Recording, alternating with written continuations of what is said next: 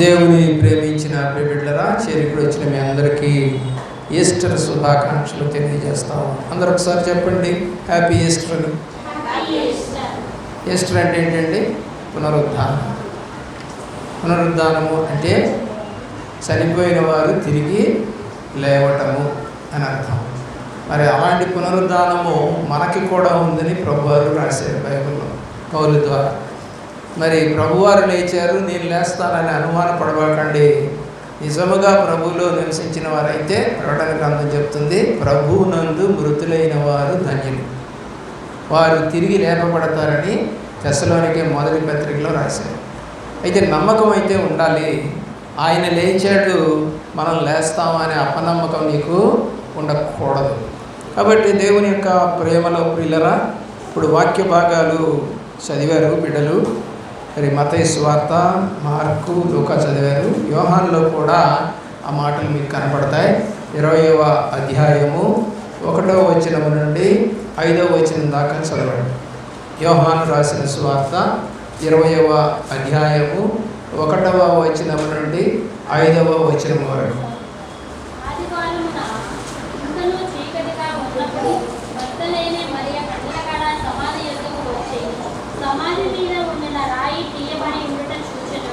కనుక ఆమె పరిగెత్తుకొని సీమోను పేతురు వద్దకును యేసు ప్రేమించిన ఆ మరి యొక్క శిష్యుని ఎద్దకును వచ్చి ప్రభువును సమాధిలో నుండి ఎత్తుకొని పోయేది.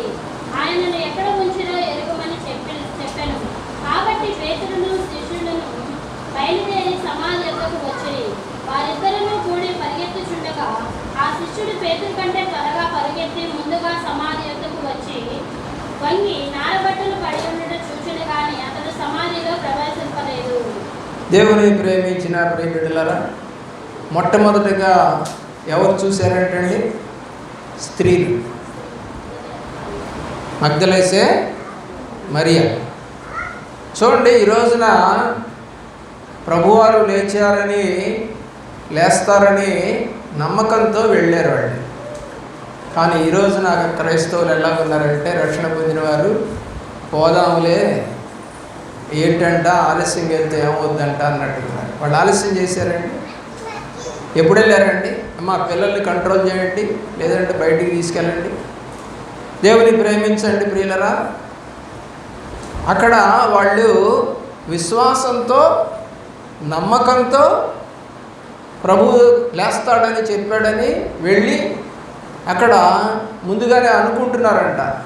మరి అంత పెద్ద రాయి పొర్లించారు సమాధి మీద, మరి రాయిని మనం నెట్టడం మన వల్ల అవుతుందా అని కూడా అనుకున్నారంట. అయితే వీళ్ళు అక్కడికి వెళ్ళేసరికి రాయి పొర్లించబడి ఉన్నది. తొంగి చూస్తే లోపల 2 దేవదూతలు కనపడతా ఉన్నారు. ప్రభువారు లేరు.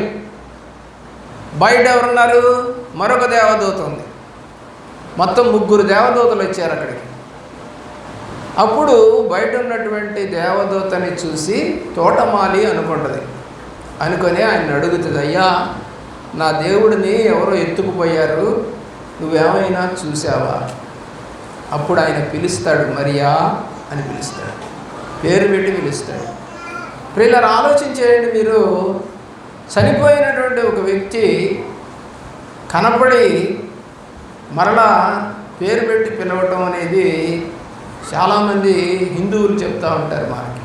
ఏంటంటే, చచ్చిపోయిన మా అమ్మ కనపడింది, నన్ను పేరు పెట్టి పిలిచింది, నా పక్కనే వచ్చి కూర్చుంది, మా తాత కనపడ్డాడు, మా నాన్న కనపడ్డాడు అని కొంతమంది చెబుతూ ఉంటారు. నిజంగా కనుక చచ్చిపోయిన వారు కనుక కనపడితే బైబిల్ ప్రకారం వాళ్ళందరినీ ఏమని చెప్పింది? దయ్యాలు అని చెప్పింది. బైబిల్ ప్రకారం వాళ్ళంతా ఎవరు? దయ్యాలు. ఎందుకంటే అవన్నీ కూడా ప్రేతాత్మలు. ఎవరిని ధరించుకొని వస్తాయంట? సాతానుడు వాళ్ళని ధరించుకొని మనల్ని మభ్యపెట్టడానికి వస్తాడట అని బైబిల్లో రాసి ఉంది. ఎందుకంటే చనిపోయిన ధనవంతుడు తిరిగి రాలా. ఎక్కడున్నాడు? పాతాళంలోకి వెళ్ళిపోయాడు. మరి రక్షణ పొందినటువంటి వాళ్ళు ఎక్కడికి వెళ్ళారు? ప్రకటన గ్రంథం ప్రకారంగా ప్రభువునందు మృతులైనటువంటి వారు కాబట్టి వాళ్ళు దేవుని రాజ్యంలో ఉండటానికి ప్రయాణమైపోయారు. అంటే ప్రసంగి గ్రంథం 12వ అధ్యాయం ప్రకారంగా ఆత్మ ఎక్కడి నుంచి వచ్చిందో తిరిగి అక్కడికి వెళ్ళిపోయింది. దానియేలు 12వ అధ్యాయం ప్రకారంగా 1-2 వచనాల్లో కొందరు మరణ పునరుద్ధానానికి, కొందరు జీవ పునరుద్ధానానికి లేస్తారు. చనిపోయినటువంటి సమాధుల్లో ఉన్నవాళ్ళు ప్రభువుని ఎరగకుండా క్రైస్తవుడు అని చెప్పుకునేటువంటి వాళ్ళని కూడా తీసుకెళ్ళి సమాధుల్లో పెడతా ఉంటారు. అంటే రక్షణ ఉండదు వాళ్ళకి. వాళ్ళు చుట్ట తాగుతారు, బీడీ తాగుతారు, వ్యభిచారం చేస్తారు, తాగుడు తింటారు, అన్నీ ఉంటాయి. అయినా కూడా ఆ యొక్క సంఘనాయకుడు లేదా ఊరి పెద్దలు కలిసి తీసుకెళ్ళి సమాధుల్లో పెడతారు. కాబట్టి ఇప్పుడు ఎవరెవరు ఉన్నారు అక్కడ? నిజంగా రక్షణ పొంది చనిపోయిన వాళ్ళు ప్రభులో ఉండి తన కుటుంబాన్నంతటినీ ప్రభులోకి నడిపించినటువంటి కుటుంబీకులు చనిపోతున్నారు, వాళ్ళు ఉంటున్నారు. సరిగా నడవకుండా చచ్చిపోయిన వాళ్ళు ఆ మనవాళ్ళలే అన్నట్టుగా సమాధుల్లో పెడతా ఉన్నారు. కాబట్టి మీరు చదవండి, దానియేలు గ్రంథంలో ఆ వివరణ కనపడతా ఉంది. అదేంటండి అంటే అవును, ఇద్దరు ఒకే చోట పడుకోబెట్టబడతా ఉన్నారు. చదవండి దానియేలు గ్రంథము 12వ అధ్యాయము 1-3 వచనాలు.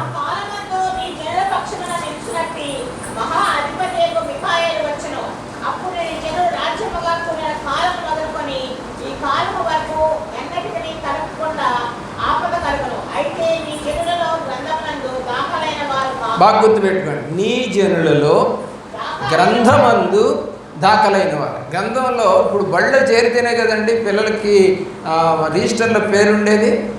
అలాగే సంఘంలో నువ్వు చేరుంటేనేగా, యేసుక్రీస్తు నామం పేరుట నువ్వు బాధ్యతను తీసుకుంటేనేగా ప్రభు లెక్కలోకి వచ్చేది, లేకపోతే రావుగా. దేవుని ప్రేమించండి. గ్రంథములో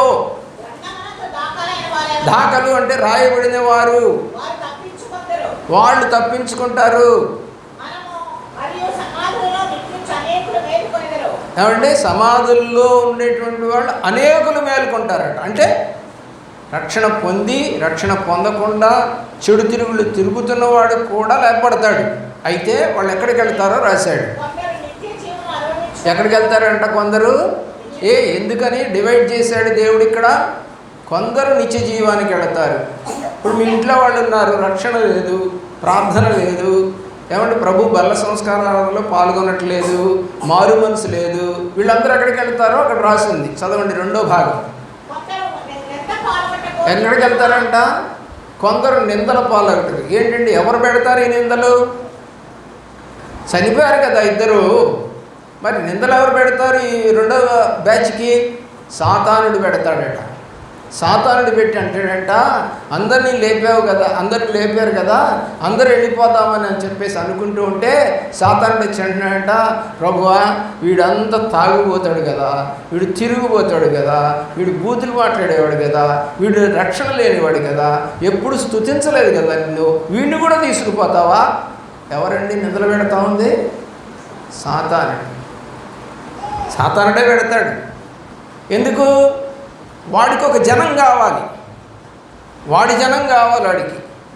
కాబట్టి వాడి జనం కావాలి కాబట్టి చనిపోయినప్పుడు అది తీర్పు తీరుస్తారట. ఆ తీర్పులో సాతానుడు అక్కడే నిలబడతాడట. ఏమని? వాళ్ళు ఎట్లా వస్తారో నీ దగ్గరికి? వాళ్ళు నా వాళ్ళు. ఏమంటాడు బైబిల్లో? చనిపోయినప్పుడు సాతానుడు అడుగుతుందంట, వాడి ప్రాణము జనులు అడుగుతున్నారంట. ఎక్కడ? పాతాళంలోకి ఆల్రెడీ ఇట్లా వెళ్ళిపోయిన జనులు అడుగుతున్నారంట, వాడు మావాడు, ఆమె మాది. మొన్ననే అయ్యా కొట్టుకున్నారు, కొట్టుకుంటుంటే వాళ్ళు ఆయన తలకాయ పగలు కొట్టాడు, చచ్చిపోయింది. బూతులు మాట్లాడుతుంటేనే కదా ఆమె చచ్చిపోయింది. ఆమె పేరు మార్తమ్మే కావచ్చు, మరియమ్మే కావచ్చు, రెబకానే కావచ్చు, ఎవరైతే ఏంటి? ప్రభువుని ప్రేమించకుండా చనిపోయిన వాళ్ళందరూ కూడా పరలోక రాజ్యానికి వెళ్ళరు అని కొరింథీయులకు రాసిన మొదటి పత్రికలో మనకు కనబడతాం. ఎవరెవరు వెళ్ళరో కూడా ఒక లిస్టుని తయారు చేసి పెట్టాడు ఆ యొక్క పౌలు భక్తుడు. ఎవరెవరు వెళ్ళరు? తాగుబోతులు. ఒక్కొక్కటి లెక్కేసుకోండి, ఒక్కొక్కటి లెక్కేసుకోండి. ఒకటి అన్యాయస్తులు,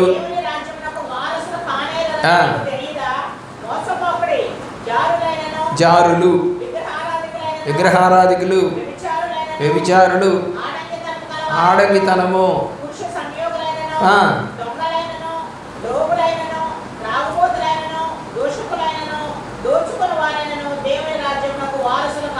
11 రకాల మనుషులు చెప్పారండి. ఈ 11 రకాల మనుషులో మా ఆయన ఉన్నాడా, మా పిల్లలు ఉన్నారా, మా ఆవిడ ఉందా, మా అత్త ఉందా, మా అమ్మ ఉందా, మా నాన్న ఉన్నాడా, మా బాబాయ్ ఉన్నాడా, మా మామయ్య ఉన్నాడా అనేది రాయండి. మీరు అవన్నీ పక్కన రాసుకోండి. మీ చుట్టాల పేర్లన్నీ కూడా దగ్గర పెట్టుకోండి. ఈ క్వాలిటీస్ లేనివాడు ఎవడని ఉంటే గుర్తుపెట్టండి. ఈ 11 రకాల క్వాలిటీసు లేనటువంటి వాళ్ళు ఎవరో వాళ్ళు మాత్రమే పెడతారు. అర్థమవుతుందండి? ఎప్పుడైతే సమాధుల్లో పెట్టాం కదా లేస్తామంటే లేస్తారు. లెగవరని రాయలేదు బైబిల్లో, అందరూ లేస్తారు. బైబిల్ చెప్తుంది. అయితే కొందరు జీవ పునరుద్ధానానికి అంటే మళ్ళా బతకడానికి వెళతారు. ఎక్కడికి? ప్రభు దగ్గరికి. మరి కొందరు మరణ పునరుద్ధానం అంటే పాతాళలోకానికి. ఏమనుంది అక్కడ ప్రకటన గ్రంథంలో? అక్కడ అగ్ని ఆరదు, పురుగు చావదు. ఆ స్థలానికి వెళతారు వాళ్ళు. మీరు అనుకుంటున్నారు ఏదో చేశాడులే, చచ్చిపోయాడులే, మంచి పెట్టెలో పెట్టేసాంలే, బాగా ధూమ్ధామ్గా ఒక 25,000 పెట్టి మాంసాలు వండి మందిప్పించి ఆ యొక్క దినాలు చేసాంలే, చాలా గ్రాండ్గా జరిగింది కదా అని అనుకుంటున్నారేమో. అక్కడ భజన ఉంటుంది. ఎక్కడ? తీర్పు రోజు బాజా భజంత్రులతోటి ఏమండి వీళ్ళని పాతాళ లోకానికి తీసుకెళ్తాడు. వాడు బోర శబ్దంతో దేవుడు తీసుకెళ్తాడు, దేవదూతలు వచ్చి తీసుకెళ్తాయని బైబిల్ రాస్తాం. కాబట్టి దేవుని యొక్క ప్రేమలో మీరు ఇక్కడ చూసినటువంటి మాటలన్నింటినీ కూడా ఒక్కసారి నెమరేసుకోండి. మత్తయి సువార్త 28వ అధ్యాయం 9వ వచనంలో కనపడంగానే ఏది ఆశపడి వచ్చినటువంటి స్త్రీలతో దేవుడు మాట్లాడుతున్నటువంటి మాట. ఫస్ట్ మాట అండి ఇది.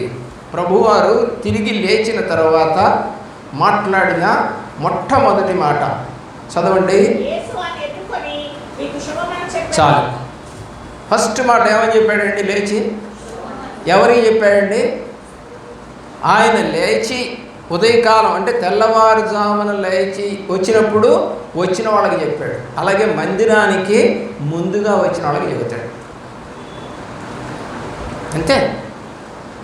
మందిరానికి ముందుగా వచ్చిన వాళ్ళతో చెప్తాడు, తర్వాత వాళ్ళతో చెప్పాడు. ఆ మాట ఇంకెక్కడ కనపడదు. ఆ మాట మీకు శుభమని చెప్పింది ఆ స్త్రీలకు మాత్రమే, మిగతా ఎవరికి చెప్పలేదు. ఇక ఎందుకని? వాళ్ళు ఆశపడి దేవుడి సన్నిధికి వచ్చారు. వాళ్ళు ఎదురు చూసి ప్రభువారు లేస్తారని, అందరికన్నా మనమే ప్రభువుని చూడాలని ఆశతో వాళ్ళు తెల్లవారుజామునే వెళ్ళిపోయారు. అందుకని సన్ రైజ్ సర్వీస్ అని చేస్తూ ఉంటారు కొన్ని సంఘాలు. అంటే సమాధుల దగ్గరికి తెల్లవారుజామున 5 గంటలకు వెళ్ళి వాటన్నిటిని క్లీన్ చేసి పూలు పెట్టి దండాలు పెట్టి మళ్ళా చర్చికి వస్తారు. సన్ రైజ్ సర్వీస్ అంటారు. అంటే సూర్యుడు ఇంకా ఉదయించక ముందే జరుగుతాయి. మన గుంటూరులో కూడా జరిగాయి, ఇంకా జరుగుతూనే ఉన్నాయి. కాబట్టి గమనించండి, నీవు ఉదయకాలం 5ంటికి అట్లాగూ లేవవు. 5 గంటలకు ప్రార్థన పెడితే నువ్వు రాలేవు. 10 గంటలకు ప్రార్థన పెట్టినా రాలేదంటే నీకు శుభమని చెప్తాడా దేవుడు?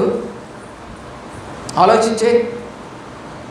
ఎవరైనా ఆఫీసుల్లో కానీ ఏదైనా ఉద్యోగంలో కానీ క్రమం ప్రకారం వస్తే, నేను చూస్తూ ఉంటాను ఈ బజార్లకి అప్పుడప్పుడు వెళుతూ ఉంటే 9 గంటలప్పుడు నేను బండి మీద వెళుతూ ఉంటే ఆ గోల్డ్ షాపులు కొన్ని ఉంటాయి అక్కడ మన బ్రాడీపేటలో.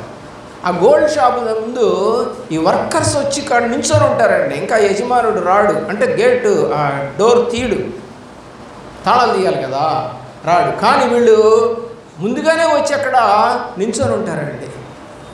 లోక సంబంధమైన ఉద్యోగం అంటే ఎంత భయమో చూడండి, దేవుడు అంటే ఎంత నిర్లక్ష్యమో చూడండి. పిల్లలు ఆలోచించేయండి ఒకసారి. ఎప్పుడైతే నీకు ప్రభువులో క్రమం తప్పుద్దో నీ జీవితం క్రమం తప్పుద్ది, నీ కుటుంబం క్రమం తప్పుద్ది. దేవుడు ఒక మాట అంటాడు, అక్రమము చేయువారులారా నా వద్ద నుండి వెళ్ళిపోండి అన్నాడు. వెళ్ళిపోండి అన్నాడు, అంతే డైరెక్ట్గా అన్నాడు. ఏంటి పాస్టర్ గారు అట్లా అంటారు, ఆలస్యంగా వస్తే వెళ్ళిపోమంటారు ఏంటంటే బైబిల్ చెప్తుందమ్మా. అక్రమం అంటే టైం ప్రకారం రాకుండా ఉన్నటువంటి వారిని ఏమంటుంది ఆఫీసర్లు ఏమంటారు, ఏమయ్యా సక్రమంగా రావేంటి నువ్వు డ్యూటీకి అడుగుతారు. ఇక్కడ అడగకూడదు, ఎందుకంటే పాస్టర్ గారికి డబ్బులు పోతాయి, నువ్వు ఏదో ఒక టైంలో వచ్చి 10 రూపాయలు వేసిపోతావుగా. కాబట్టి నువ్వు ఎనీ టైం నువ్వు చర్చికి వచ్చి కూర్చొని పాస్టర్ గారు ప్రార్థన చేయండి, ప్రార్థన చేయించుకుంటే ఆయనకు ఒక 10 రూపాయలు వస్తాయి. అలాంటి బ్యాచ్ ఎక్కువైపోయింది ఈరోజు. ప్రభువును ప్రేమించే దానికన్నా లోకాన్ని ఎక్కువ ప్రేమిస్తూ ఉంది. కానీ ఆ స్త్రీలు తెల్లవారుజామునే వెళ్ళిపోయారండి, సుగంధ ద్రవ్యాలు తీసుకొని పోయారండి. అంత సిద్ధపరుచుకున్నారు ముందు రోజు. ఏమండి, మౌన దినము అంటారు శనివారాన్ని. బైబిల్ ప్రకారము శనివారము ఏ పని చేయకుండా ఉంటారు, మౌన దినం. ఎందుకని? యూదులకు యూదులకు చెప్పండి, ఏ రోజు? విశ్రాంతి దినం. యూదులకు విశ్రాంతి దినం అది. కాబట్టి ఆ రోజు ఏ పని చేయరు. ప్రియులారా, ఆలోచించేయండి, ఇంత స్పష్టంగా దేవుడు నీతో మాట్లాడుతూ ఉన్నా, నా పని నాదే, నా ఇష్టమే నెరవేరునుగాక. ఎవరిష్టం? నీ ఇష్టం. దేవుడి ఇష్టం నెరవేర్చడానికి స్త్రీలు వచ్చారు అక్కడ, కానీ ఇక్కడ మాత్రం మా ఇష్టమే నెరవేరునుగాక. ఏమండి, రాందెవరు? శిష్యులు రాకపోతే ప్రభువారు చెప్పి, అమ్మా నేను లేచిన్నారని పోయి చెప్పు బాబు మా యొక్క శిష్యులకి అంటే పోయి పరిగెత్తుకుంటూ పోయి చెప్పారు. చెబితే అనుమానంతో వచ్చారంట వాళ్ళు. ఊరుకో, మరే న్యాయంగా శవమే కనపట్టలేదా, అసలు రాయవుడు బొర్లిచ్చాడు అని రకరకాలుగా మాట్లాడి చివరికి వచ్చి చూశారండి. పరుగున వచ్చి చూశాడు పేతురు, కానీ ఆయన అక్కడ లేడు. సెకండ్ సెక్షన్ ఎవరికి వచ్చింది? శిష్యులకు వచ్చింది. మొట్టమొదట పరిచయం చేసిన స్త్రీ మరియు మగ్దలేసే మరి అంటే 7 దయ్యాలు పోగొట్టాడు దేవుడు ఆమెలో నుంచి. ఆమె ఎంత ఆస్తి వచ్చిందంటే, ఒక రకం చెప్పాలంటే ఈ 13 మంది యేసుప్రభుతో పాటుగా శిష్యత్వం చేస్తూ తిరుగుతున్నటువంటి వాళ్ళకి ఆర్థిక సహాయ వనరులను అందించినటువంటిది ఈ యొక్క మగ్దలేసే మరియ. అంటే ఫైనాన్షియల్ సపోర్ట్ అంటారు ఇంగ్లీష్లో. 13 మందికి తిరగటానికి, భోజనానికి, వస్త్రాలకి అన్నిటికీ ఖర్చు పెట్టుకున్నటువంటి అమ్మాయి, ఫైనాన్షియల్గా ఎంతో సపోర్ట్ ఇచ్చినటువంటి అమ్మాయి. అందుకనే అంత ధనవంతురాలైనా కూడా ఎప్పుడు వచ్చిందంట? తెల్లవారుజామున వచ్చేసింది. ఏమంటున్నాడు దేవుడు ఆమెతో? నీకు శుభమవును కాక. మొట్టమొదటి వర్డ్.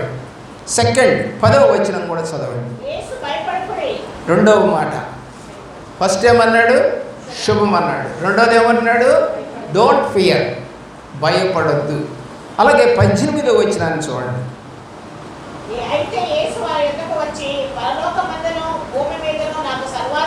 మూడవ మాట చెప్తున్నాడు వాళ్ళకి.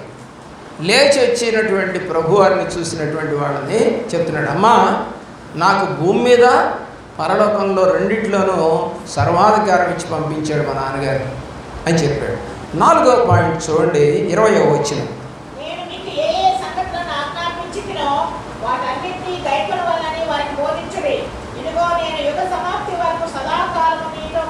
నాలుగవ వాగ్దానం ఏంటంటే, మొదటి వాగ్దానము శుభం, రెండవది అభయం, మూడవది విజయం, 4వది వాగ్దానం. సదాకాలము మీతో కూడా ఉంటాను, విడిచిపెట్టేవాడు కాదు. భార్యాభర్తలు విడిపోవచ్చు, పిల్లలు విడిపోవచ్చు, బంధుమిత్రాలు విడిపోవచ్చు, పాస్టర్ గారి సంఘాన్ని విడిచిపెట్టిపోవచ్చు. ఏమండి, ఎన్నో రకాలుగా జరుగుతూ ఉండవచ్చు ఈ లోకంలో. కానీ దేవుడు అంటున్నాడు, నిన్ను మిమ్మలను విడువను ఎడబాయను. ఎంత చక్కని దేవుడు! హల్లెలూయా! నిజం ప్రియులారా, ఇలాంటి దేవుడిని ఎక్కడన్నా చూసారా? పిలిస్తే పలికే దేవుడు, నిజంగా మొరపెడితే దగ్గరికి వచ్చే దేవుడు, కన్నీరు గారిస్తే దుఃఖాన్ని సంతోషంగా మార్చే దేవుడు. కానీ నీవే సరిగా ఆయన అడగట్లేదు. కొంతమంది అడుగుతూ ఉంటారు, మాకు ఇంకా ఇది అవ్వలేదండి, అది అవ్వలేదంటే నీకు సరైన ప్రార్థన లేదు. ఒకటి. రెండోది ఏంటంటే, దేవుడికి ఏదన్నా చేస్తానని చెప్పి చేయకపోయినా కూడా జరగవు. చాలామంది అనుకుంటారు. అందుకనే కొంతమంది హిందువులుగా ఉన్నటువంటి రోజుల్లో నేను కొంతమంది ఆ గుళ్ళ దగ్గరికి వెళ్తారు, వెంకటేశ్వర స్వామి గుడి దగ్గరికి పోతూ ఉంటారు. ఏంటి అక్కడ ఒక చెట్టు ఉంటుంది, ఆ చెట్టుకి ఏదో ఇంత గుడ్డలు కట్టుండి ఏంటా నేను అడిగాను. అక్కడ అడిగితే అక్కడ కూర్చున్నటువంటి వాళ్ళు చెప్పేవాళ్ళు అనమాట, అయ్యా అవన్నీ ముడుపులు ఏంటంటే అవునయ్యా వీళ్ళు మేలు జరిగింది, మేము గుడికి వస్తాం, అక్కడికి తిరుపతి వస్తామని మొక్కుకుంటారు, కానీ వాళ్ళ దగ్గర డబ్బులు ఉండవు. ఒక్కోసారి డబ్బులు లేనప్పుడు ఏం చేస్తారంటే ఆ జుట్టును మంగళవాడి చేత గుడి దగ్గరే తీయించేసేసి ఒక గుడ్డలో కట్టి అక్కడ పెడతారట, దాన్ని ముడుపు అంటారట. తెలుసా మీకు? చూడండి, ఇప్పుడు కూడా ఉంటాయి. ఏమది పోల పద్ధతి.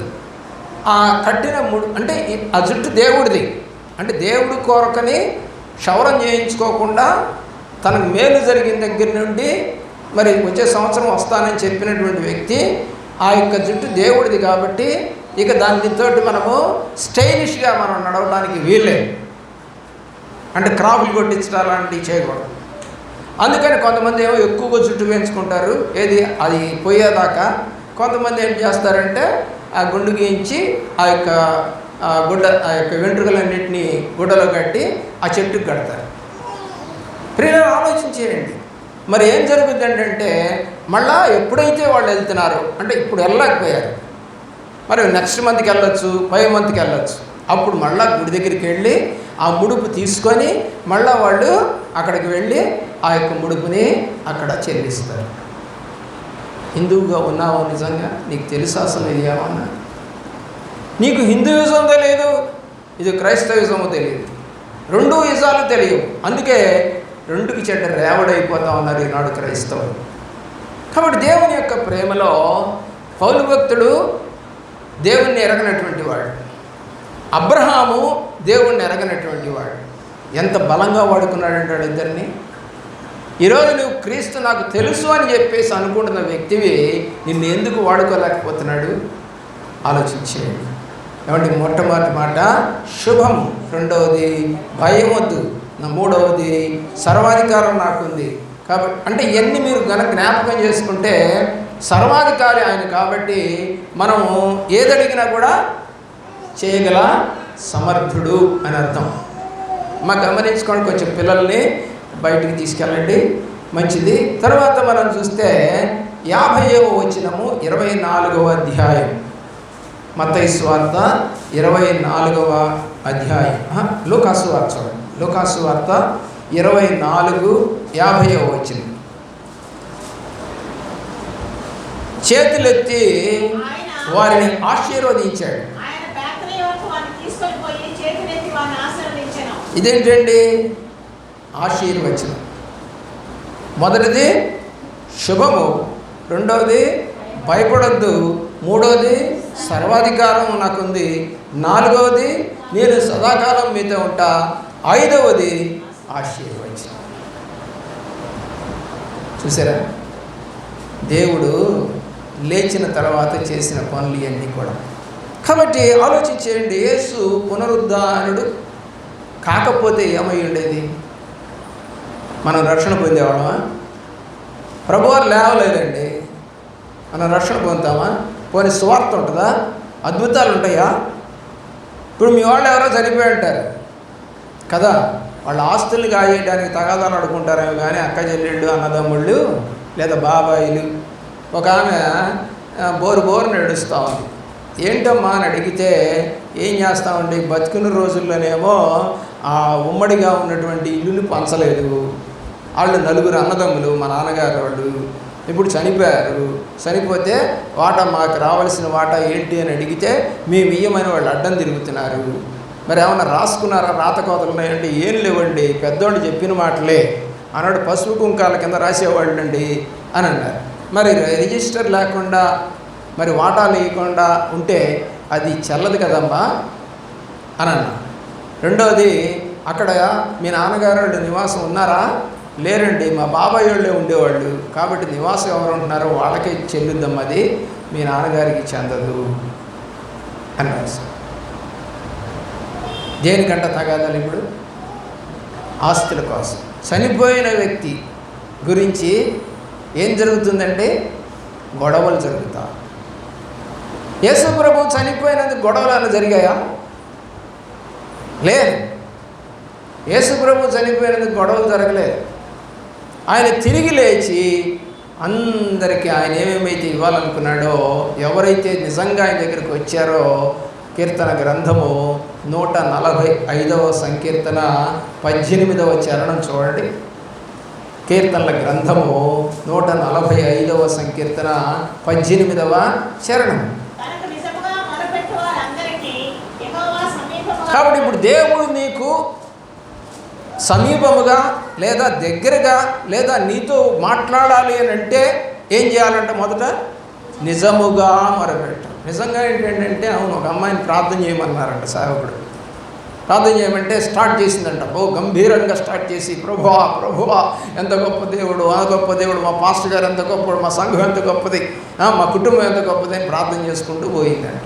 5 నిమిషాలు మొత్తం వాళ్ళ కుటుంబాన్ని గురించి, సేవ గురించి, సంఘకుడి గురించి మాట్లాడిందంట. తన పాపాన్ని గురించి ఒక్క మాట ఎత్తలా, తను చేసిన తప్పుని గురించి ఒక్కటి ఎత్తలా. ఏమండి, ప్రభువుకి ఏమని ప్రార్థన చేయాలి చెప్పండి? నేను పాపిని ప్రభువా, నేను దొంగని ప్రభువా, నేను అన్యాయస్తుని ప్రభువా, నేను అక్రమస్తుని ప్రభువా అనే ప్రార్థన ఎప్పుడైతే నీ నోట్లో నుంచి రాదో, అదేంటంటే అలా చేయాలా? అవును. యోహాను రాసిన మొదటి పత్రిక 1వ అధ్యాయం, యోహాను రాసిన మొదటి పత్రిక 1వ అధ్యాయం 7వ వచనం నుండి చదువుదాం. 7వ వచనం నుండి 10వ వచనం దాకా.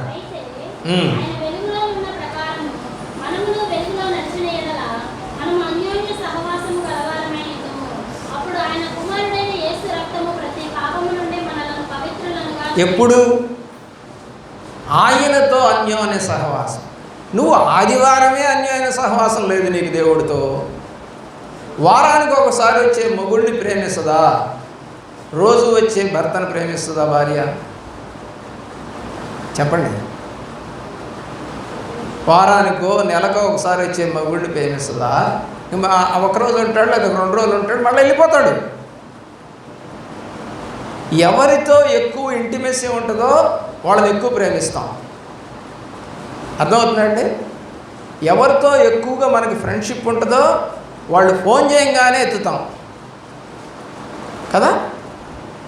ఇంటిమేసీ లేని వాళ్ళతోటి ఫోన్ చేసిన ఎత్తాం. పోనీలే, ఎప్పుడో చేస్తుంది, 4 నెలలకు ఒకసారి, ఏంది ఆ ఫోన్ ఎత్తేది అనుకుంటాం. ఎందుకని? అన్యోన్య సహవాసం లేదు. బైబిల్ ఆ మాటను మీరు చదవకుండా కనుక చదివితే ఏం ఉపయోగం ఉండదు. అయ్యా నా పాపములు తొలగించు, నన్ను కడగడు. ఎట్ట కడుగుతాడు? పాత్ర ఎక్కడికి పోవాలి చెప్పండి? పంపు దగ్గరికి పోవాలి. పంపు దగ్గరికి పోతేనే కదా పాత్ర కడగబడేది. పంపు దగ్గరికి పోవాలంటే ముందేం చేస్తావు? ఫస్ట్ ఎండిపోకుండా నీళ్లు చల్లుతావు అంట్లకి. రెండవది ఏం చేస్తావు? వాటిని తోముతావు కదా. ఫస్ట్గానే కొంచెం అక్కడ ఏవో మురికిగా అక్కడ అతుక్కొని ఉంటుంది అనుకోండి, వెంటనే తోముతావా? తోమవు. ముందలా కొంచెం నీళ్లు పోసి ఆ డస్ట్ అంతా తీసి పారేసిన తర్వాత ఇప్పుడు నువ్వు ఆ యొక్క సబ్బు పెట్టి, ఆ యొక్క స్క్రబ్ పెట్టి తోముతావు. తోమిన తర్వాత కడగాలి. చూడండి, ఫస్ట్ ఏం చేయాలి? తలపాలి, తర్వాత తోమాలి, తర్వాత కడగాలి. ఈ 3 పనులు చేసిన తర్వాత మరలా ఆ పాత్ర వంటకానికి పనికొస్తుంది. అలాగే నీవు కూడా ప్రభు సన్నిధిలో సకాలంలో రావాలి, పాపాలు ఒప్పుకోవాలి, నీ యొక్క కన్నీటితో ప్రార్థన చేయాలి. అప్పుడు దేవుడు నీ యొక్క కోరిక తీరుస్తాడు. అర్థమవుతుందా మీకు? ప్రియులారా, ఆ మాట చదవండి మళ్ళీ ఒకసారి. 145:18లో నిజముగా మొరపెట్టువానికి ఎక్కడుంటాడు? దగ్గర. కింద కూడా చదవండి, 19వ వచనం కూడా చదవండి. 145వ కీర్తన ఏంటంట? తన యందు భయభక్తులు గలవారి కోరిక ఆయన. మొదటి మాట ఏంటి? నిజంగా మొరపెట్టాలి ఫస్ట్. రెండోది భయభక్తులు కలిగి ఉండాలి. ఈ 2 క్యారెక్టరిస్టిక్స్ నీకు గనక లేకుండా ప్రభువా చెయ్యి, ప్రభువా సహాయం చేయి, ప్రభువా నన్ను గుర్తు చేసుకోండి. దానికి ఒక ఉదాహరణ నేను చెప్తా. మా బంధువుల్లో ఒక అతను ఎప్పుడో 5-6 సంవత్సరాల క్రితం అయిపోయింది. అసలు ఎప్పుడు వాళ్ళ ముఖం మేము చూడటం కానీ, లేదా మా దగ్గరికి రావటం కానీ, గుంటూరు వచ్చినా లేకపోతే ఫోన్ కానీ ఎలాగున్నారని పలకరించడం. ఒకసారి వాళ్ళకు కష్టం వచ్చింది. కష్టం వచ్చేస్తే వాళ్ళు ఎట్లాగో ఆఫీస్ దగ్గరికి పోయి అక్కడ పోయి ఎట్టయితే నా నెంబర్ పట్టుకొని నాకు ఫోన్ చేశారు. చేసి ఏంటి అడుగుతున్నారో తెలుసా? ఒక 2 లక్షలు ఇవా? ఎన్ని కావాలంట? 2 లక్షలు అంట. ఎవరండి మీరన్నా? అదేంటి మర్చిపోయావా అంటే, అవునండి నేను తెలియదు మీరు ఎవరో అంటే, ఫలానా చెప్పొచ్చు. ఎన్నేళ్ళు అయిందిరా మీరు ఫోన్ చేసి మాకు? ఎప్పుడు వచ్చారురా మా దగ్గరికి మీరు? 5 ఏళ్ళు అయిపోయింది. 5 ఏళ్ల తర్వాత డబ్బు కావాల్సి వస్తే నేను కనపడ్డానా? ఇవ్వను పో అన్న, మొహమాటలు లేకుండా. మీకు నాకు ఏం లేదు, అన్యోన్య సహవాసం లేదు, చుట్టాలే, ప్రేమించట్లా. మనం కూడా క్రైస్తవులమే, కానీ ప్రేమించట్లా దేవుణ్ణి. పేరుకు క్రైస్తవులమే, కానీ ఏం చేయట్లా? సహవాసం, అన్యోన్య సహవాసం లేదు. అన్యోన్య సహవాసం ఉంటేనే ఆయన రక్తములో మన పాపములు కడగబడతాయి. చదవండి ఇప్పుడు యోహాను రాసిన మొదటి పత్రిక 1వ అధ్యాయము 8వ వచనం. 8వ వచనం చదవండి. పాపము లేదని చెప్పొద్దు ప్రభు దగ్గర. చెప్తే కనుక మోసపుచ్చుకుంటాం. అమ్మ నిద్రపోతున్నావు ఏంటంటే, పోలేదండి అందాక. ఎందుకు అబద్ధం ఆడతావు? బైబిల్ చెప్తా ఉంది, మనము పాపము లేని వారమని చెప్పుకుంటే మనల్ని మనమే మోసపుచ్చుకున్న వారం అవుతాము. ఏముండదు? నిజాయితీ ఉండదు. ఇంకా అంటే నీ మనస్తత్వం అర్థమైపోద్ది సేవకుడికి. అంటే ఎప్పుడు కూడా అబద్ధమే చెప్తారు వీళ్ళు, నిజం పలకరు. అరే కళ్ళ ముందు జరిగినా కూడా నిజం చెప్పరు. మనసులో పడదండి. కళ్ళ ముందు నువ్వు చేసిన పని కనపడుతున్నా కూడా నేను చేయలేదు, నేను తీయలేదు. ఎవరన్నారు ఆ మాట? చెప్పండి. బైబిల్లో యోధా అన్నాడు, నన్ను పట్టించువాడు నాతో పాటు చెయ్యి ముంచుతున్నాడు అని అంటే వాడు ఏమన్నాడు? నేనా అన్నాడు. అరే నాతో పాటు చెయ్యి ముంచాడు వాడేం చెప్తున్నాడు శిష్యులతో దేవుడు. అయితే వాడంటాడు నేనా అంటాడు. అంటే వాడు అబద్ధం చదువుతున్నట్ట, నిజం చదువుతున్నట్ట? అబద్ధం. ఎందుకని? ఇంకా కాసేపటికి ఊర్లోకి వెళ్ళి రాణువారిని తీసుకురావడానికి పోతాడు. అబద్ధం ఆడబాకు. అబద్ధం ఎప్పుడు కూడా దేవుడి రాజ్యానికి, దేవుడికి ఇష్టం లేనటువంటిది, అసహ్యము అని రాశాడు కీర్తనలో. అబద్ధం ఎప్పుడు అసహ్యం. అందుకని ఏమన్నాడు అక్కడ? చదవమ్మా 9వ వచనం 10వ వచనం.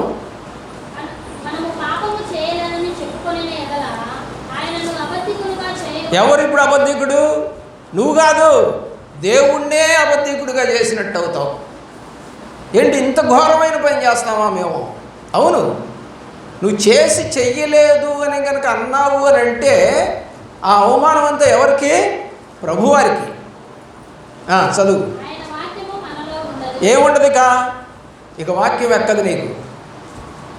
ఎంత నువ్వు విను, ఎన్ని వాక్యాలు విను, ఎన్ని యూట్యూబులు చూడు, ఎక్కదు. ఎందుకు ఎక్కదంటే నువ్వు చేసిన పని ఎట్లాంటిది? సహవాసం లేదు, అబద్ధాలు ఆడుతున్నావు. ఏమంటే దేవుడి దగ్గరికి వచ్చి పాపాన్ని ఒప్పుకోవటం లేదు. కాబట్టి ఇక వాక్యం ఎందుకు ఉంటుంది? సేవకుడికి మాత్రమే ఎందుకు వస్తుందండి వాక్యం? విశ్వాసకి ఎందుకు రాదు? 30 ఏళ్ల క్రితం నేను కూడా ఇదే అనుకున్నాను. ఆ సేవకుడు ఏంటి అంత టకటక వాక్యాలు చెప్తామన్నాడు, ఎంత బాగా వచ్చు ఈయనకి. ప్రకటన అంటాడు, కీర్తన అంటాడు, ఆదికాండం అంటాడు, సువార్తలు అంటాడు. ఇంత స్పీడ్గా ఆయన ఇలాగ వాక్యాలు చెబుతున్నాడు చూడకుండా. ప్రభువా నాకు కూడా ఈ వరం ఇవ్వా అని అడిగాడు. ఇచ్చాడు. ఎప్పుడు? ఆయనతో సహవాసం చేసినాడు. మరి నీకెందుకు లేదు? నువ్వు సహవాసం చెయ్యవు. ఏ గ్రంథం ఎక్కడుంటుందోనే ఇంతవరకు నీకు తెలియదు. మన ఇంటి వాళ్ళ పేర్లు చెప్పమంటే బాబీ, చిక్కి, వెంకట్, నక్కు అని చెప్పారు. అదే కదా అసలు పేర్లు చెప్పండి. అసలు పేర్లు గుర్తులేవు సార్ మాకు. మేము ఎప్పుడు అట్లా పిలుచుకోమండి. మా అక్క పేరే నాకు తెలియదు, మా చెల్లి పేరే నాకు తెలియదు అంటే ఇక అది కుటుంబమా? కుటుంబమా అది? ఏమండి, నిక్ నేమ్స్ తోటి పిలుచుకుంటావా? దేవుడు అలా పిలిచాడు ఎవరినన్నా? మా పిల్లల్ని బయటికి తీసుకెళ్ళాలి, అరుపులు వస్తే మాత్రం బయటికి వెళ్ళిపోవాలి దేవుని యొక్క ప్రేమలో. మరి పునరుద్ధానుడవుటకు గల కారణం ఏంటి? ఆయన అసలు ఎందుకు లేవాల్సి వచ్చింది? మొదటిది ఎఫ్ఎస్సీ పత్రిక 2వ అధ్యాయం మొదటి వచనం. ఎఫ్ఎస్సీ పత్రిక 2:1 మనలను క్రీస్తుతో కూడా బ్రతికించుటకు అని రాసి ఉంటుంది చివర.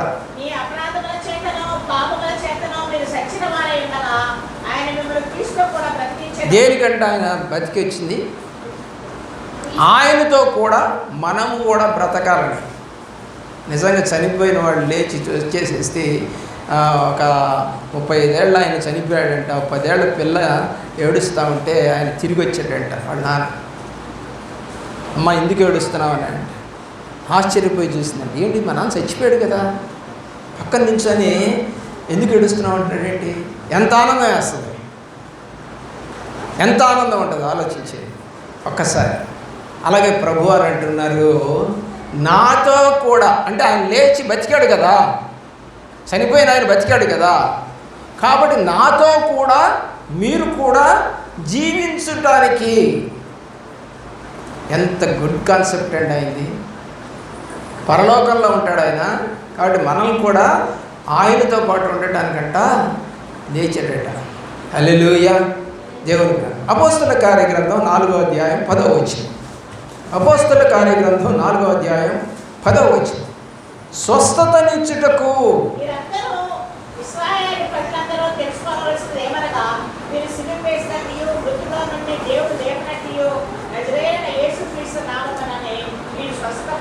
చూసారా? ఎవరి నామమున? ఆ పవర్ ఎక్కడి నుంచి వచ్చింది పౌలుకి? ప్రభువారితో సహవాసం చేశాడు. నీకెందుకు రాదు? నువ్వు ప్రార్థన చేస్తే మీ పిల్లలకి ఎందుకు బాగవదు? కాబట్టి నీ యొక్క నడక మంచిది కాదు, నీ చూపు మంచిది కాదు, నీ యాటిట్యూడ్స్ మంచివి కాదు, నీ థింకింగ్ మంచిది కాదు.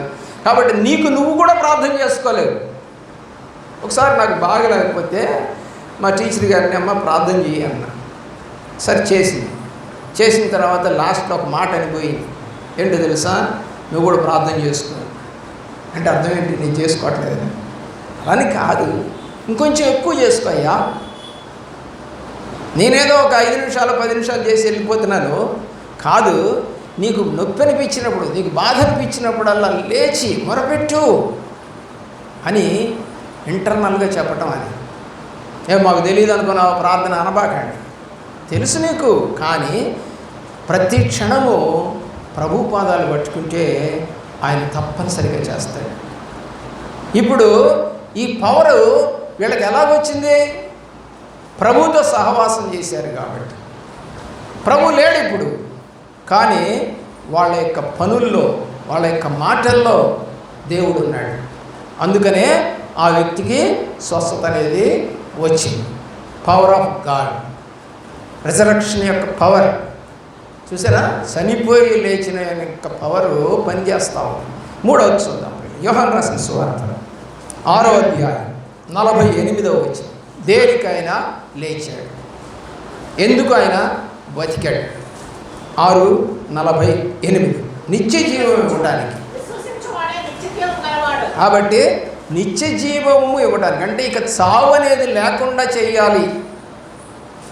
అర్థమవుతుందండి? నిత్య జీవం అంటే ఇక చావు అనేదే లేకుండా చేయాలని ఆశ అయింది. ఎందుకని? ప్రభువారు సజీవుడు కాబట్టి మనం కూడా సజీవులం అవుతాం. ఆయన ఎలాగున్నాడో అలాగుండాలని ఆయన కోరుకుంటున్నాడు. పిల్లలు కూడా అంతే కోరుకుంటాం కదండి. మా నాన్న డాక్టర్ అండి, మా పిల్లలు కూడా డాక్టర్ అవ్వాలి. మా నాన్న కలెక్టర్ అండి, మా పిల్లలు కూడా కలెక్టర్ అవ్వాలి. అట్లా అని మా నాన్న రిక్షా దొక్కుతాడు, మా పిల్లలు రిక్షా దొక్కుతారు అడగబాకండి. మంచిగా అడగండి, చెడ్డగా అడగద్దు. దేవుని యొక్క ప్రేమలో జ్ఞాపకం చేసుకోండి. 14వ అధ్యాయము 2వ వచనం. మన కొరకు స్థలము సిద్ధపరచడానికి.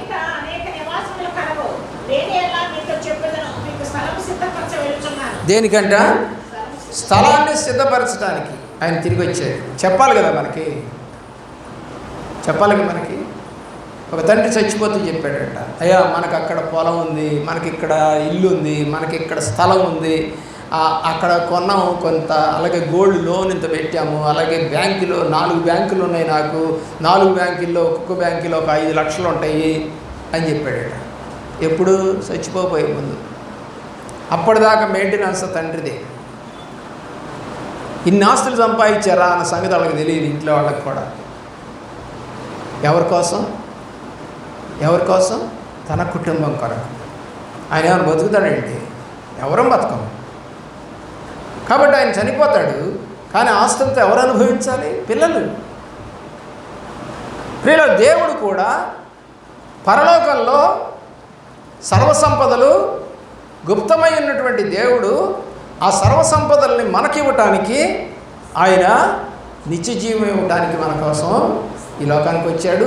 మరియు మనకి స్థలాన్ని సిద్ధపరచడానికి, అయ్యా మీకోసం స్థలం సిద్ధపరచడానికి వెళ్తున్నాను చెప్పి వెళుతున్నాడు. మీ ఇంట్లో వాళ్ళు ఎంతమంది చెప్పారు? మా అన్న చాలా ఇచ్చిపోయాడండి అని చెప్పిందంట ఒక అమ్మాయి. మా నాన్న చాలా ఇచ్చాడండి, తట్టుకోలేకపోతున్నాం అందంట. ఏంటమ్మా అని అంటే, అప్పులండి అందంట. ఇంకొక అతను చనిపోతూ ఉన్నాడంట. ఇదిగో చూడు, ఏమనుకో శ్యామనగర్లో ఉన్నటువంటి 3వ లైన్లో ఆ యొక్క అంతస్తులు, ఆ యొక్క ఫ్లోర్లన్నీ మనయ్యాయి అని చెప్పాడండి. ఇంకొక గోరంట్లో ఉన్నటువంటి ఆ యొక్క అన్నపూర్ణనగర్లోనే అన్నీ మనయ్యాయి అని ఇంకొక కొడుకు చెప్పాడు. అలాగే 3, 4 కొడుకులకి అందరికీ కూడా అన్నీ మనయ్య చేసి వీళ్ళంతా ఆశపడ్డారంట. చీరలు చూస్తే పాల ప్యాకెట్లు వేయటం అంట. అంటే అపార్ట్మెంట్ మొత్తానికి మనమే పాల ప్యాకెట్లు వేసి, అంటే ఈ పని ఏంటి? పాల ప్యాకెట్లు వేసే పని. అదంటే ఆస్తి అంట. దేవుడు ప్రేమించిన అది ఆస్తి అవుతుందా? ఆరోగ్యం బాగాలేకపోతే పాల ప్యాకెట్లు వేయటం ఆగిపోద్ది కదా.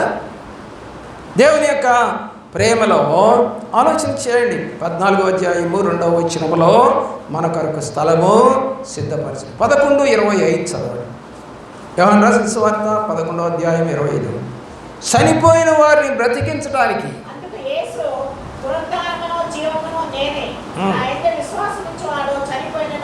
కాబట్టి దేవుడు విశ్వాసం ఉంచి ఎవరైతే చనిపోతారో వాళ్ళని బ్రతికించటానికి. ఈ మాటలన్నీ చెప్పలేదనుకోండి, ఎవరైనా నమ్ముతారా అసలు క్రైస్తవులు యేసు ప్రభుని? ఈ మాటలన్నీ రాయించాడు దేవుడు తన యొక్క శిష్యుల ద్వారా. బాగా గుర్తుపెట్టుకో, అయ్యే మాటల్ని మేము మీ ముందు పెడతా ఉన్నాం. కాబట్టి నువ్వు కూడా ఏం చేయాలి? విశ్వసించాలి, నమ్మాలి, సహవాసం చేయాలి, అన్యోన్యంగా ఉండాలి, ప్రార్థన ఉండాలి, బతిమిలాటం ఉండాలి, గోజాటం ఉండాలి, భయభక్తులు ఉండాలి. ఇవన్నీ ఉంటేనే ఇవన్నీ జరుగుతాయి, లేకపోతే జరగవు. ఊరక నేను చెప్పి వెళ్ళిపోతే జరగవు. దేవుని యొక్క ప్రేమలో రోమాపత్రిక 8వ అధ్యాయము 34వ వచనం. కొన్ని విషయాలు నేను చదువుతానండి, జ్ఞాపకం చేస్తాను. 8:34 మన కొరకు విజ్ఞాపన చేయటానికి. అంటే ఒక తండ్రి గారు తన స్నేహితుల దగ్గరికి వెళ్ళి దిగాలుగా కూర్చొని ఉన్నాడు. ఏంట్రా అంత దిగాలుగా ఉన్నావంటే, ఏం చేస్తావురా, అమ్మాయి సెటిల్ అవ్వలేదు, అబ్బాయి సెటిల్ అవ్వలేదు, భార్య చూస్తేనే అనారోగ్యం ఉంది, వచ్చిన డబ్బులన్నీ కూడా ఖర్చు అయిపోతూ ఉన్నాయి, కానీ మిగిల్చేది ఏమీ లేదు అని దిగాలుగా కూర్చున్నాడు. ప్రభు వారు కూడా ఎక్కడ ఉన్నారు ఇప్పుడు? తండ్రి కుడి పార్శ్వమున కూర్చున్నాడు. కూర్చొని ఏం చేస్తున్నాడు? వీళ్ళు ఇంకా మారు మనసు పొందలేదయ్యా, వీళ్ళు ఇంకా రావట్లేదయ్యా, వీళ్ళు సరిగా నడవట్లేదయ్యా అని ఏం చేస్తున్నాడంట? మన గురించి విజ్ఞాపన చేస్తూ ఉన్నాడు, ఏడుస్తూ ఉన్నాడంట ఆయన, నీ గురించి నా గురించి. వీళ్ళు సరైన మారు మనసు లేదు, వీళ్ళు సరిగా రావటం లేదు నా దగ్గరికి, నాకు వీపు చూపించి తిరుగుతున్నారు, వారికి ఇష్టం వచ్చినట్టు తిరుగుతున్నారు, నానా వాళ్ళని మార్చు. ఏమన్నాడు సిలువలో మొదటి మాట? తండ్రి. సేమ్ డైలాగ్ అదే. తండ్రి దగ్గరికి వెళ్ళిన తర్వాత కూడా కుడి పార్శ్వన కూర్చొని ఆయన మాట్లాడుతున్నమాట, నానా వీళ్ళు సరిగా రావట్లేదు, వీళ్ళు సరిగా తిరగట్లేదు అయ్యా, నా వైపు తిరగట్లేదు, మొరపెట్టట్లేదు, బతినాట్లేదు, సహవాసం పోయింది నాతో వాళ్ళకి, నానా అని తండ్రికి చెప్పుకుంటున్నాడు. మొదటి మాట కూడా ఎవరికి చెప్పాడు? తండ్రితోనే. సిలువలో మొదటి మాట కూడా తండ్రితోనే చెప్పింది. ఒకసారి ఆలోచించి వాక్యం నీకు అర్థమైతే జీవితం బాగుపడుతుంది. అర్థం కాకపోతే పునరుద్ధానుడాన్ని 2 పాటలు పాడుకొని పోతాం అంతే. 2 కేకులు తిని పోతాం, పలా వండుకొని పోతాం అంతే. పేతురు రాసిన మొదటి పత్రిక 1వ అధ్యాయం 4వ వచనం. మన ప్రభువైన యేసుక్రీస్తు తండ్రి అయిన దేవుడు స్తుతింపబడుగాక. మృతుల్లో నుండి యేసుక్రీస్తు తిరిగి లేచిన వలన జీవముతో కూడిన నిరీక్షణ మనకు కలుగునట్లు, అనగా అక్షయమైనదియు నిర్మలమైనదియు వాడబారినైన స్వాస్థ్యము మనకు. ఏదంటే వాడబారన్నటువంటి స్వాస్థ్యం. ఏమంటే ముసలాళ్ళు అయితే వాడబారిపోతాం కదా, అక్కడ ఉండదు. అసలు వాడబారటం అనేదే ఉండదు అక్కడ. అర్థమవుతుందా? ఎప్పుడు యవ్వనంగానే ఉంటామంట, ఎప్పుడు బలంగానే ఉంటామంట. ఆకలి దప్పులు లేని రాజ్యం, సూర్యచంద్రాదులు అక్కల లేని రాజ్యం, 24 పెద్దలతో నిత్యము పరిశుద్ధుడు పరిశుద్ధుడని పిలిపించుకుంటున్నటువంటి ఆ పరలోకపు వాసిలుగా మనల్ని చేయాలని ఆయన ఆశపడతా ఉన్నాడు. ఆ మాటలో ఉన్న సత్యాన్ని గ్రహించండి. వాడబారని స్వాస్థ్యము. పరలోకంలో చీకటి ఉంటుందా? పరలోకంలో గొడవలు ఉంటాయా? పరలోకంలో ఆకలి ఉంటుందా?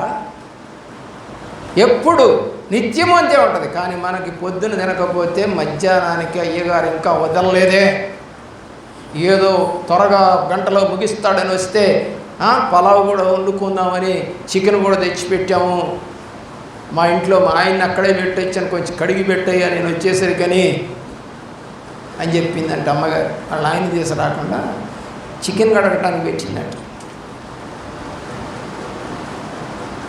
ఎంత ప్రేమో! దేని మీద? తిండి మీద. ఆకలి దప్పులు లేని రాజ్యం, సూర్యచంద్రాదులు అక్కరలేని రాజ్యం, పరిశుద్ధుడు పరిశుద్ధుడు అనే స్తుతిగానములతో స్తుతించే రాజ్యం కావాలా? లేదా పొద్దునకి ఏం లేదు, టిఫిన్కి ఏం లేదు, మధ్యాహ్నానికి ఏం లేదు, సాయంకాలానికి ఏం లేదు, ఈ గొడవ కావాలా? మానవుడి యొక్క జీవితం అంతా కూడా కోటి విద్యలు కూటి కొరకేనంట. ఏదైనా నువ్వు నేర్చుకో, అది దాని యొక్క ఇంపాక్ట్ ఏంటంటే తిండి కొరకు, తిండి తింటాను. దేవుని యొక్క ప్రేమలో తినొద్దని అంటలేదండి. కానీ దేవుడికి ఇవ్వాల్సిన ప్రయారిటీ ఇవ్వకుండా నువ్వు డబ్బు సంపాదించుకోవడానికి ఎక్కువ ప్రయారిటీ ఇస్తావా? బైబిల్లో అలా రాసింది ఎక్కడన్నా? ధనము సంపాదించుకొనుటకు నీవు అపేక్షించవద్దు, అది నిశ్చయముగా రెక్కలు కట్టుకొని ఎగిరిపోతుందని సామెతల గ్రంథంలో రాసేది. ఉండదంట అది దేవుని యొక్క ప్రేమలో. అపోస్తుల కార్యగ్రంథము 2వ అధ్యాయము 1వ వచనము నుండి 3వ వచనం దాకా శిష్యులందరికీ కూడా పరిశుద్ధాత్మను ఇవ్వటానికి ఆయన చనిపోయింది.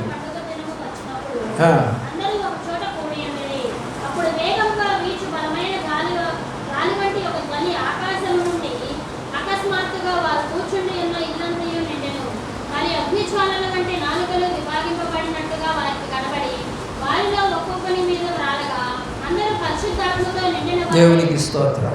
ఎన్ని రోజులండి సహవాసం? 10 రోజుల ప్రార్థన. శిష్యులంతా కూడా కూడే ఉన్నారు. ఇంకా మీరు చదివింది అదే మొదటి వచనం. వారు కూడి ఉండగా ప్రార్థనలోనే ఉన్నారు. ఇంకా ఒకప్పుడు ఈ సహవాసంలో నేను చెబితే తప్ప బయటికి వెళ్ళేవాళ్ళు కాదు. అప్పుడు ఫోన్లు లేవు. 30 ఏళ్ల క్రితం ఫోన్లు లేవు. అయ్యగారు బయటికి వెళ్ళమని తలుపేసి ఇచ్చేవాడిని. ఇంకా లోపలికి వచ్చినవాడు లోపల కూర్చోవాల్సింది అంతే. తిండి పెట్టేవాడిని కాదు, మంచినీళ్ళు కూడా ఇచ్చేవాడిని కాదు. ఒకటే, ఏమని? మీరు ప్రార్థన చేయండి, దేవుడు మీతో మాట్లాడాలి, ఏం దర్శనం వచ్చిందో ఏ వాక్యం వచ్చిందో నాకు చెప్పాలి. అలా కూర్చుండబెట్టి చేయించాము. ఎంతో గొప్పగా నడిచింది ఆ రోజుల్లో సంఘం. ఈరోజు సెల్ ఫోన్లు మోగుతాయి, ఈరోజు యూరినల్స్ కానీ బయటికి వెళ్తాం, ఈరోజు నిద్రలు ఆవహిస్తూ ఉన్నాయి, ఈరోజు వాక్యమే చూడం, సరదాగా కూర్చుంటున్నాం. పోయింది ప్రార్థనాత్మ. కానీ వాళ్ళు 10 రోజులుగా ప్రార్థనలో కూర్చుంటే ఏమొచ్చింది? పరిశుద్ధాత్మ వచ్చింది. మరి నీ మీదకి రాదా? నేను కూడా 10 రోజులు ప్రార్థన చేసిన వాడినే, ఒంటరిగా. మరి నాకు కూడా వచ్చింది పరిశుద్ధాత్మ. మరి నీకెందుకు రాదు? నీకు లేదు ప్రార్థనాత్మ, నీకంత లౌకిక ఆత్మ ఎక్కువ. బతికితే బతికాం, సస్తే చచ్చాను అనుకొని యవ్వన దశలో 34-35 ఏళ్ల వయసులో నేను 10 రోజులు ప్రార్థనలో కూర్చునేవాడు. ఆకలి దంచి కొడతా ఉండేది. వీళ్ళు ఏమనుకున్నారంటే ఏది తినడు కదా, పండ్లు పొలమని మన సంఘస్థులు కూడా పాపం యాపిల్స్ అని అయ్యని ఇయ్యని తీసుకొచ్చి పెట్టేవాళ్ళు. కానీ ముట్టుకునేవాడిని కాదు, ఒక్కడు కూడా ముట్టుకునేవాడు కాదు. ఎందుకు?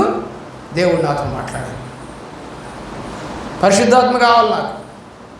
నేను ప్రార్థన చేస్తే మేళ్ళు జరగాలి, నాకు వాక్యం కావాలి, నేను నిజాయితీగా బతకాలి. నాకు ఇవ్వు, నాకు ఇవ్వు, నాకు ఇవ్వు. ఇదే ప్రార్థన. ఇచ్చాడుగా దేవుడు. ఏదైతే నేను అడిగానో అంతకన్నా ఎక్కువగానే ఇచ్చాడు నాకు. ఈరోజు కూడా దేవుడితో సహవాసం చేయగలుగుతున్నామంటే అది ఆయన శక్తి తప్ప మాది కాదు. దేవుని యొక్క మహాకృపలో యోహాను రాసిన సువార్తలో 16వ అధ్యాయం 7వ వచనం చూడండి.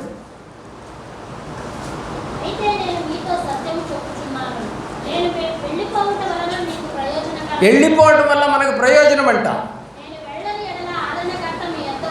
ఎవరు రావడానికని ఆయన వెళ్ళిపోయాడు? ఇప్పుడు ఆదరణకర్త, అంటే నన్ను ఆదరించడానికి, కష్టాల్లో, బాధల్లో, ఇరుకులలో, రోగములలో ఉన్నటువంటి మనల్ని ఆదరించడానికి. అందుకనే యేసయ్య గారు ఒక పాట రాశారు, ఆదరణకర్తవు అనాథునిగా విడువవు అని ఒక చక్కని పాట రాశారు. ఆయన ఆదరణకర్త. ఎప్పుడు? ఆయనతో నువ్వు అన్యోన్య సహవాసం చేస్తావు.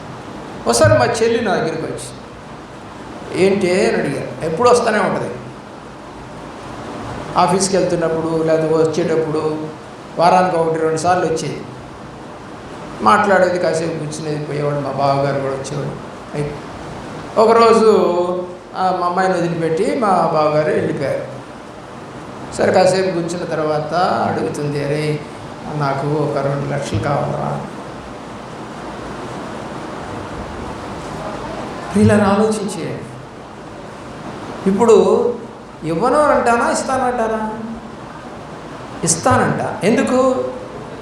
దానికి నాకు అన్యోన్య సహవాసం ఉంది, వస్తూ ఉంటుంది.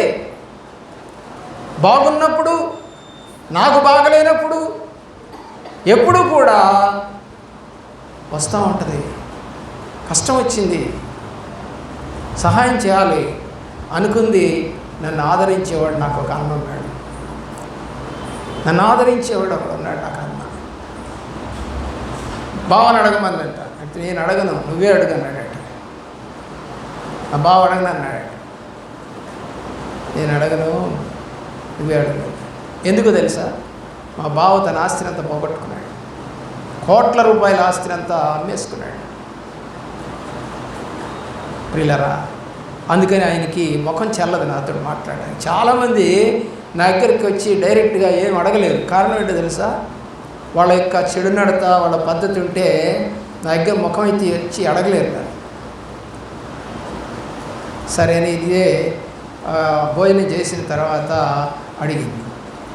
Okay, no problem. దేవుని యొక్క ప్రేమ ప్రియులరా ఆలోచించండి. అలాగ దేవుడితో నువ్వు సహవాసం చేస్తే దేవుడు కూడా ఆదరణకర్త, నీకు ఆదరిస్తాడు, సహాయం చేస్తాడు. దేవుని యొక్క ప్రేమలో 7వ వచనం చదవండి. 7 కాదు, 13 చదవండి. 13 చదవండి. దేనిలోకి నడపాలనేది ఆయన ఉద్దేశం. సర్వసత్యంలోనికి నడపాలని ఆయన తిరిగి లేచాడు. సర్వసత్యం అంటే దేవుణ్ణి ఎరగటమే. సర్వసత్యం అంటే నేనే మార్గము, సత్యము, జీవము, నేనే సత్యం అన్నాడు. కాబట్టి సర్వసత్యం తెలుసుకోవాలంటే దేవుడితో నీవు కనెక్షన్ కలిగి ఉంటేనే సర్వసత్యం ఏంటో తెలుస్తుంది. ఒక అమ్మాయి నాతో మాట్లాడుతూ ఉంది, నాకంత ప్రార్థనాత్మ లేదు కానండి, మా అమ్మ ఎప్పుడు చెప్తుందండి ప్రార్థన చేసుకో, దేవుడితో మాట్లాడతాడు, దేవుడికి సహాయం చేస్తాడు అని. మా అమ్మే నన్ను బలపరుస్తుందండి. మరి మీ సంఘంలో ప్రార్థన జరగదా అంటే జరుగుతుందండి. మరి నేను వెళ్ళటలేదండి. ప్రార్థన జరుగుతుంది, ప్రార్థన చేయమంటారేనే నేను వెళ్ళను, ఎగ్గొడుతుంది. ఎందుకంటే సంఘంలోకి వచ్చిన వాళ్ళని గ్రూపులుగా చేసి ప్రార్థన చేయమంటాం. ఆ ప్రార్థన చేయడం ఇష్టం లేదు, అందుకనే సంఘానికి రాదు. ఉపవాస ప్రార్థనలు చేసేవాళ్ళు తగ్గిపోయారు ఈరోజు. దేవుని యొక్క ప్రేమలో దేవుడు అంటే ఉన్నాడు, మిమ్మల్ని అందరినీ సర్వసత్యంలోకి నడిపించడానికి వచ్చాను. 14వ అధ్యాయంలో 16వ వచనం చదువుదామండి, ముగిద్దాము, టైం ఒప్పుకోవచ్చు.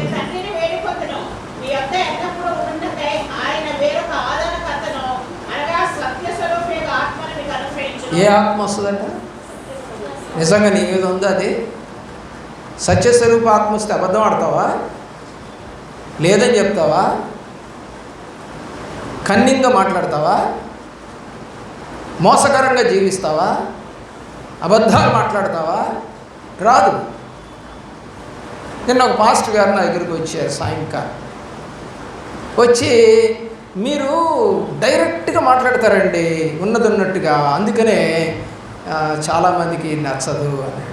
కానీ అన్నాడు రెండో మాట, ప్రభువుకు నచ్చుద్దండి మీ మాట.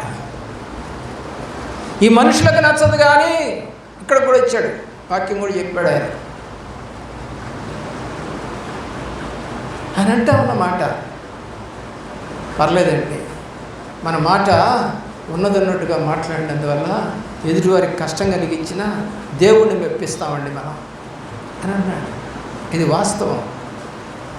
బైబిల్ ఆమోసు గ్రంథంలో రాయబడతా ఉంది. ఎందుకు తెలుసా? గుమ్మములో నుండి బుద్ధి చెప్పు వారిని జనులు ఏం చేస్తారంట? అసహించుకుంటారట. 10వ అధ్యాయము మనకు కనబడుతుంది ఆమోసు గ్రంథంలో 3:10 అనుకుంటా. చూడండి, ఒక మాట చూసి ముగిద్దాము. దేవుడు నిన్ను సర్వసత్యంలో ఏం చేస్తారు? నా మీద కూడా పగబట్టారు, పడుతున్నారు, ఇప్పుడు కూడా పగబడుతున్నారు. ఉన్నదన్నట్టు మాట్లాడితే పగే, కన్నింగ్ నేచర్ నా దగ్గర లేకపోవడమే బాధ, మీకు తగ్గట్టుగా నేను బోధ చేయకపోవడమే బాధ, మీకు తగ్గట్టుగా నేను మాట్లాడలేకపోవడమే బాధ, మీరు చేసే తప్పుడు పనులన్నిటికీ నేను సై సై అని అనకపోవడమే బాధ. మళ్ళా చదవండి.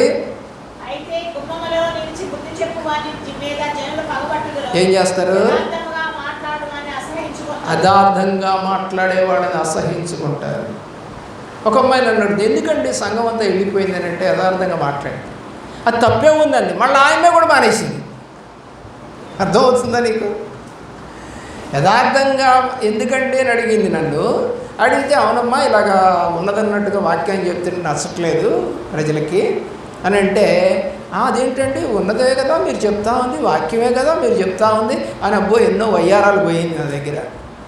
ఆ తర్వాత ఆమె కూడా మానేసింది. ఏంటంటే ఆమెకు కూడా కష్టం వేసిందంట ఆ మాటలు. నీ తప్పు వాక్యంలో చూపిస్తే నీకు కష్టం. దేనికి చూపిస్తాడు దేవుడు చెప్పండి? సరి చేసుకోవడానికి, సర్వసత్యంలో నడవటానికి, నిత్య జీవము పొందుకోవడానికి, దేవుడి దగ్గర నుంచి ఆదరణ కలగటానికి, పునరుద్ధాన జీవము పొందటానికి. అందుకు ఈ మాటలన్నీ చెప్తా ఉన్నాడు. ఇవన్నీ ఏవి కూడా ఈ యొక్క నాయకుడు లేకపోతే ఈ యొక్క సేవకుడు యొక్క మాటలు కావు, అన్నీ ప్రభువారు రాసినవి. ప్రభువారి మాటలే నీకు నచ్చలేదు అని అంటే మరి నువ్వు ఎక్కడున్నట్టు? అసత్యంలో ఉన్నావు, సత్యంలో లేవు. సత్యం ఎప్పుడు కూడా కఠినంగానే ఉంటుందండి, సత్యం ఎప్పుడు కూడా కటువుగానే ఉంటుందండి, సత్యం ఎప్పుడు కూడా కరుకుగానే ఉంటుందండి, సత్యం ఎప్పుడు కూడా కొట్టినట్టే ఉంటుందండి. దేవుని యొక్క ప్రేమ ఆలోచన చేయండి. దేవుడు మీ యొక్క సహాయం చేయనుగా.